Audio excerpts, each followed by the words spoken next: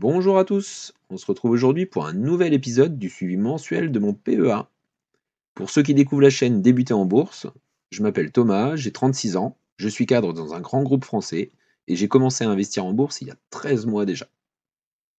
Mais aujourd'hui, comme d'habitude, on commencera par faire le point sur les marchés, ensuite un check-up du tableau de suivi et pour finir, on ira sur mon courtier Fortunéo. D'ailleurs, pour ceux que ça intéresse, je vous laisse mon code de parrainage dans la description de la vidéo. N'hésitez pas, ça vous permet de récupérer 80 € sur votre compte courant. Et avant de démarrer, je vous rappelle que mon tableau de bord est en libre accès. Vous n'aurez pas d'inscription à réaliser, je ne vous demanderai pas votre adresse mail ou un numéro de téléphone ou je ne sais quoi d'autre. C'est vraiment du libre accès. Une fois que vous l'avez récupéré, vous en faites ce que vous voulez. Je vous mettrai le lien dans la description ainsi qu'une vidéo tuto pour vous aider à le remplir. Et allez, c'est parti, allons voir ce qui s'est passé sur les marchés. Alors, on démarre par le S&P 500, donc il est actuellement à 6040,53 points, donc une évolution de 171 points,98 sur le mois de janvier. Vous voyez une évolution à pratiquement 3%, plus 2,93%. Bon, bah, j'ai envie de dire que c'est la continuité du S&P 500, hein. J'ai l'impression de vous annoncer tous les mois qu'il continue d'évoluer, d'évoluer, d'évoluer. Tiens d'ailleurs, si je vais sur depuis un an, donc vous voyez depuis un an, si je repars depuis le 1er février 2024, hein, on a une évolution de 23,12. Ça correspond à pratiquement une évolution de 2% par mois sur les un an. C'est phénoménal pour le S&P 500. Voilà, allons voir aussi le CAC 40 qui a vraiment bien fonctionné ce mois-ci. Donc vous voyez, le CAC 40 est remonté à 7950 points,17.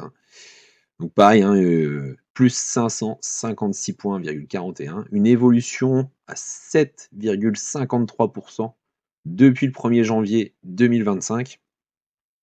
Donc là, c'est pareil, hein, c'est un mois exceptionnel pour le CAC 40. Donc pour tous ceux qui étaient positionnés sur des actions françaises, je pense que votre portefeuille a bien évolué ce mois-ci. Bon, on était sur une période un peu compliquée, là ça repart dans le bon sens.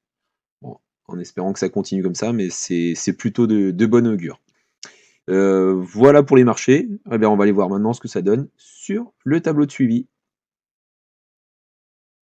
Alors, le portefeuille, donc il est actuellement valorisé à 9 842,97 €. Comme vous pouvez le voir, on se rapproche d'un tout premier palier, hein, les 10 000 € qui se rapprochent à grands pas. Donc ça, c'est plutôt cool. J'ai une poche de cash disponible de 44,80 €, donc ça, c'est plutôt faible, hein. Comme vous pouvez le voir, l'argent est investi actuellement sur les marchés. J'ai une performance totale qui est bien plus élevée que ce que j'avais pu espérer au début que j'ai commencé à faire des vidéos. Enfin, donc je fais une performance de 993,08 €. Pas de chance, ça a descendu un petit peu hier. Je pensais vous faire une vidéo avec une performance supérieure à 1000 €. Bon, ça reste pas trop trop loin. Donc une évolution à plus 11,04% en 13 mois. Donc ça, c'est pareil, je suis plutôt très très très content. Enfin, la performance annuelle, donc pareil, c'est une performance 2025. Donc sur un mois, forcément, je fais une évolution ce mois-ci de 417,50 €. C'est mon plus beau mois, honnêtement, 417 €, 4,55% d'évolution. Donc pareil sur la performance mensuelle, bien entendu. Et une performance hebdo, donc cette semaine, qui est pourtant mal débutée cette semaine, je fais une évolution à plus 125,25 €. Je gagne 1,27% sur cette semaine. Donc ici, vous avez le détail de toutes mes lignes sur le PEA. Ça, on les reverra de toute façon sur le portefeuille. Alors, second onglet, vous voyez la calculatrice d'intérêt composé. Bon, je reviens pas dessus, hein, c'est pour ceux qui débutent forcément. Vous pouvez déterminer un capital initial. Moi, vous voyez, bah, c'était réglé comme ça de toute façon. Capital initial, 1000 €. Je suis arrivé avec 1000 €. Je verse sur le PEA 500 € de manière mensuelle. Je vais cocher d'ailleurs les 3 cases. J'espérais faire un taux annuel, mes meilleurs objectifs, à 7%. Comme vous l'avez vu précédemment, c'est plutôt pas mal. Durée d'épargne, alors là, vous voyez, j'ai mis 10 ans, mais normalement, je crois que pour remplir mon PEA, j'étais plutôt sur 25 ans. Ouais, c'est ça, 25 ans. Donc, vous voyez, j'arriverai à un investissement de 151 000 €. Le PEA est plafonné à 150 000 €. Donc, j'arrêterai 2 mois avant les 25 ans. Donc l'objectif du PEA à 410 000 euros au bout des 25 ans, pour un intérêt global à 259 000 euros en objectif, hein. Si je suis la même lignée que ce que je fais depuis 13 mois, normalement ce sera même explosé. Mais bon, on aura forcément des années un petit peu plus difficiles là. Voilà pour la calculatrice d'intérêt composé. Je passe sur l'onglet suivant, la stratégie du PEA, donc j'ai pas changé. J'ai investi actuellement 550 euros par mois sur mon PEA. Donc je mets 90% de mon investissement sur l'ETF de iShares sur le MSCI World. Donc le cours actuel est à 5,94 €, donc ça c'est vraiment top, hein, ça me permet d'être plus précis, d'investir précisément dessus. Le ticker c'est EPA 2.WPEA et j'investis également 10% sur le ETF de MSCI Emerging Market, donc notamment sur les pays émergents. Là 10%, ça représente à peu près 55 € en répartition. Voilà pour la stratégie, le carnet d'ordre.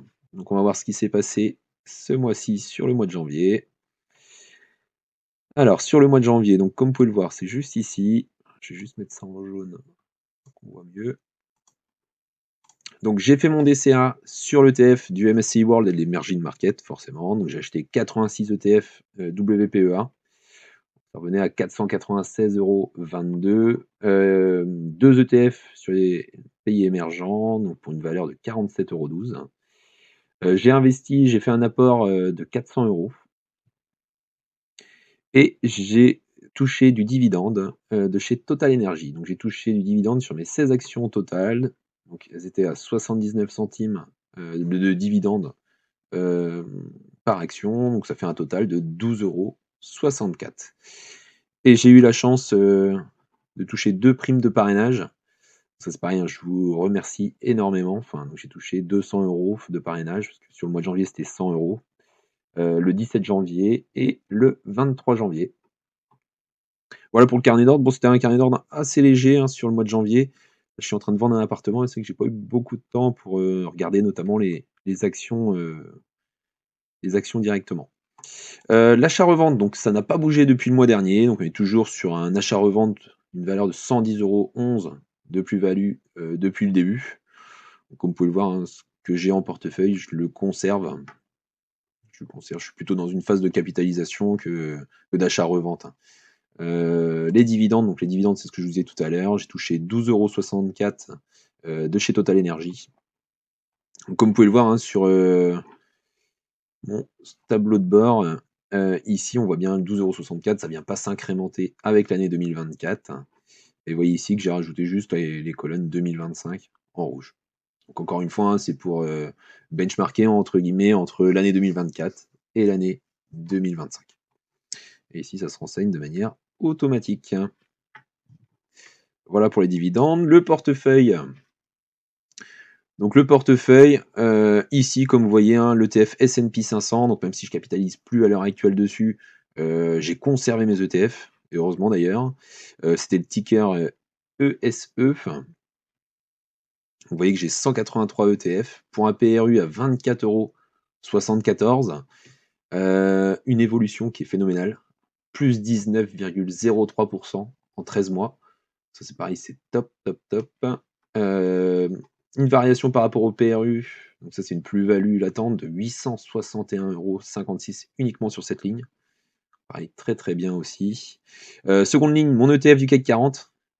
Donc comme vous voyez ici, il est passé en positif.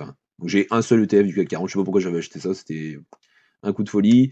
Normalement, j'avais prévu le vendre une fois qu'il repasserait en positif. Bon, quand je vois l'évolution du CAC 40, je m'en mordrai peut-être un petit peu les doigts plus tard, mais pour l'instant, je le conserve encore un petit peu. C'est histoire de ne pas revendre en faisant étal, hein. Je voudrais au moins gagner les 2% ou 3% à la limite, pour être équivalent à un livret A, on va dire. Mes ETF du MSCI World, donc j'en ai 171. J'ai un PRU à 5,80 €. Donc là, pour l'instant, j'ai une évolution seulement de 2,41%. Bon, ça fait uniquement 2 mois que j'ai commencé mon DCA sur cet ETF. Donc forcément, il faut le temps. Faut le temps, faut donner le temps aux choses. Une plus-value de 23,94 €. Mon ETF sur les pays émergents, donc j'en ai 2 actuellement. Enfin, ça c'est pareil, je viens de démarrer. Donc une évolution à 3,18 donc une plus-value de 1,50 €. Ça c'est pareil, c'est peanuts, mais c'est le départ de la stratégie, 2025. Voilà pour les ETF. En ce qui concerne les actions individuelles, donc c'est pareil, hein, comme le CAC 40, donc ça évolue dans le bon sens. Vous voyez L'Oréal qui était redescendu de manière, assez importante. Cette semaine, c'est même repassé en positif à un moment donné. On était redescendu à 316,30 €. Donc j'ai une action L'Oréal pour un PRU à 367,27 €. Donc le cours actuel est à 358,50 €. Donc j'ai une évolution négative de moins 2,39% pour une moins-value cette fois-ci de 8,77 € sur l'action.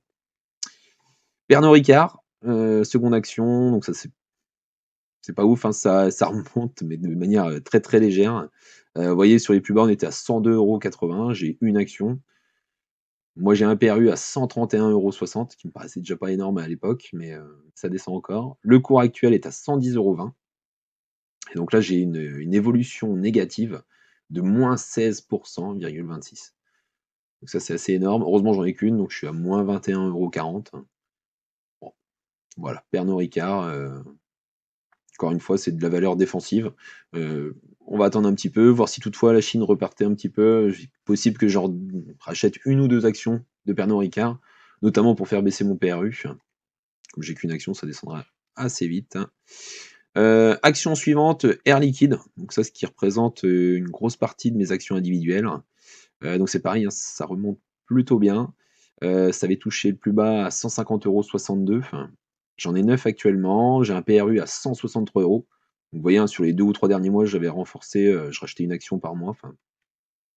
Donc le cours est repassé en positif pour moi, donc on est à 168,60 €. Donc vous voyez, ça représente quand même 15 de mon portefeuille, l'action Air Liquide. Donc j'ai une plus-value de 44,81 €. Comme je vous disais tout à l'heure, c'est repassé en positif, pour une évolution positive à 3,04%. Action suivante, Total Energy, ticker TTE. Donc ça c'est pareil, hein, le cours le plus bas, donc ça avait touché les 50,80 €. J'ai un PRU à 60,19 €, j'ai 16 actions. Le cours actuel, bon, ça remontait plutôt pas mal le courant de mois, là ça se stabilise autour des 55, 56, 57 €. Donc le cours est à 56,39 €. Ça représente 9 du portefeuille. Donc là, j'ai une moins-value de moins 73 €, pardon. Bon, encore une fois, il y a des dividendes qui tombent. Donc si je faisais compensation quelque part, forcément, j'aurais une moins-value un petit peu moins importante. Mais à l'heure actuelle, la moins-value latente est à moins 60,73 € pour une évolution négative de moins 6,31%. Et dernière action individuelle, donc l'action Vinci. Donc là, pareil, le cours le plus bas a été atteint tout récemment à 96,26 €. J'ai 4 actions. C'est pareil, j'en ai renforcé une le mois dernier ou le mois d'avant. Enfin, j'ai un PRU à 102,14 €.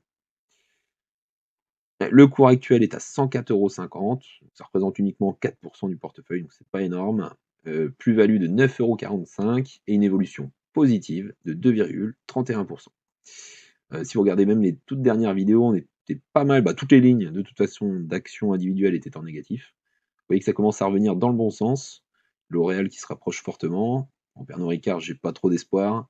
Air Liquide qui est en positif, Vinci aussi, et Total Energy, bon, on sait que ça reste des actions de qualité. La répartition du portefeuille, donc comme vous pouvez le voir, j'ai 2 tiers d'ETF, 1 tiers actions, 66% d'ETF, 33,6% d'actions, le reste en espèces. Bon, la répartition convient plutôt pas mal. Vous avez la répartition des actions, la répartition des ETF. Donc forcément, sur les ETF, la part du S&P 500 va être amenée à se faire manger progressivement par le MSCI World notamment, et après par l'Emerging Market. Donc ici, c'est le petit récap des plus-values latentes. Donc à l'heure actuelle, j'ai un portefeuille qui fait plus 850 € de plus-value latente. Les plus-values soldées, plus 110 €. Le dividende, 32 €. Et donc c'est ce qui correspond à l'évolution des plus 11,04%. Voilà pour l'onglet portefeuille. L'onglet que j'ai rajouté tout récemment, donc la semaine dernière, la répartition par secteur. Vous voyez, pour l'instant, je ne suis pas forcément diversifié. Ça permet de se rendre compte qu'on n'est pas situé partout. Donc j'ai une grosse poche forcément ETF.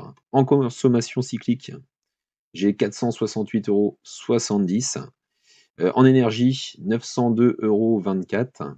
Donc ça va être notamment du Total Energy. Les matériaux de base, 1517,40 €. Ça, c'est l'action Air Liquide. Et l'industrie, donc ça va être plutôt du Vinci à 418 € actuellement. Bon, l'idée, ça serait de remplir un petit peu les autres secteurs. Donc là, il faudra que je regarde sur quel autre secteur je compte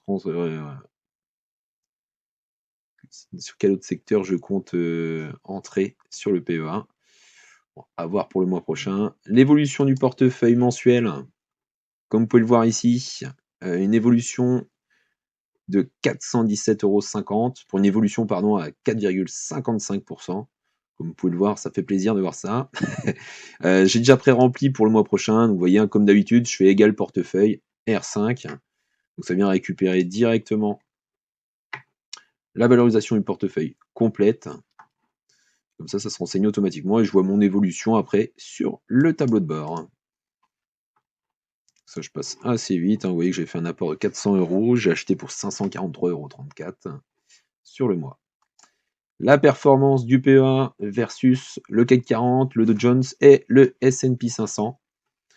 Ça fait toujours bizarre de se dire ça, mais il n'y a pas d'erreur, j'ai vérifié en 2 fois. La courbe verte, c'est le CAC 40. Donc comme vous pouvez le voir, j'ai commencé à faire les relevés depuis la S47.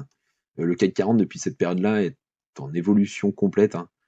Vous voyez, on a eu une semaine en baisse et depuis par contre, ça ne fait plus que monter pour arriver à pratiquement 10 d'évolution. C'est plutôt pas mal. En bleu, mon PEA. Donc mon PEA sous-performe le CAC 40 depuis les relevés. Bon, depuis le début, non, mais depuis les relevés, oui.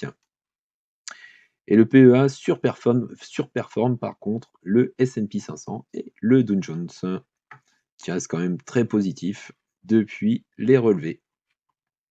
Donc pour rappel, vous avez juste encore une fois réécrire la formule égale portefeuille R5 sur la semaine suivante. Et comme ça, sur le tableau de bord, vous voyez tout de suite l'évolution de votre portefeuille. Bon, les deux onglets suivants, le SBF 120, c'est les actions, plus si ça vous intéresse de regarder. Moi, ce que je regarde là-dedans, alors, je sais pas si j'ai la bonne solution, mais souvent je regarde le pourcentage de variation entre le plus bas et le cours actuel. Et je regarde les actions qui touchent le fond, notamment. Alors, c'était même plus sur le CAC 40 que je fais ça. Là, on voit que Telsat est au point le plus bas depuis un an. Enfin, ST Microélectronique se rapproche aussi. Carrefour aussi, qui est en grosse chute du CAC 40. Carrefour, là, vous voyez, on est à 4,90% du cours le plus bas. Donc, point d'attention. Voilà pour le tableau de suivi. On va aller voir maintenant ce que ça donne sur le courtier Fortuneo. Alors, le PEA, donc 9 798,57 € d'ETF et actions individuelles. Donc actuellement, j'ai une plus-value latente de plus 851,11 €, un solde d'espèce à 44,80 € pour une valorisation totale du portefeuille à 9 843,37 €. Comme vous pouvez le voir ici, donc mes actions individuelles représentent 3 306,34 €. Donc j'en ai deux actuellement qui sont repassés en positif. Donc Air Liquide à plus 3,04% et Vinci à plus 2,31%. Donc il me reste encore 3 actions en négatif. Donc L'Oréal, moins 2,39%, Total Energy, moins 6,33% et Pernod Ricard à moins 16,26%. Côté ETF, valo total à 6 492,23 €. Donc ça, c'est plutôt positif. Par contre, tout est en vert. Donc tout va bien. L'ETF qui m'intéresse forcément principalement, c'est le S&P 500 de chez BNP Paribas. Vous voyez que j'ai une évolution de plus 19,02% donc en 13 mois. Donc ça, c'est top. Pour une plus-value de 861,25 €. Et cet ETF représente quand même 55% de mon portefeuille. Voilà, bon, je vais pas vous refaire la totale, c'est exactement la copie conforme de ce que j'ai sur l'onglet portefeuille du tableau de suivi. Si vous avez besoin, n'hésitez pas à mettre pause sur la vidéo. On va aller voir maintenant les opérations du mois. Donc du 1er janvier 2025 au 1er février 2025. Comme vous pouvez le voir, j'ai fait mon DCA le 2 janvier. Donc j'avais acheté mes 86 ETF de chez iShares pour le MSCI World. Donc pour une valeur de 5,77 €.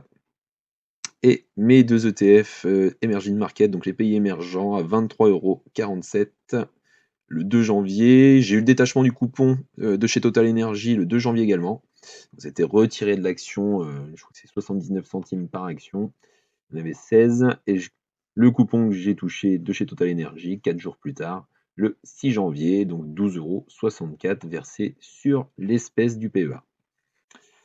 Voilà, bah, je pense que c'était tout ce que j'avais à vous dire sur le PEA de chez Fortuneo. Pour ceux qui m'ont demandé des petites évolutions, notamment sur le tableau de suivi, je ne vous ai pas oublié. Là, je suis en train de bosser sur les droites de régression. J'ai enfin les formules, parce que j'ai vu que tout le monde cachait ça un petit peu sur YouTube, et tout le monde veut monnayer ça. Alors ça m'énerve. Ce genre de choses, moi, mon fichier que je vais vous préparer, je ne le monnaierai pas. Il est quasiment fini. J'espère vous faire la vidéo dès la semaine prochaine. Voilà pour cette vidéo. Ben, comme d'habitude, hein, n'hésitez pas à liker, la partager et à vous abonner si ce n'est pas déjà fait. Allez, à très vite les amis, à bientôt.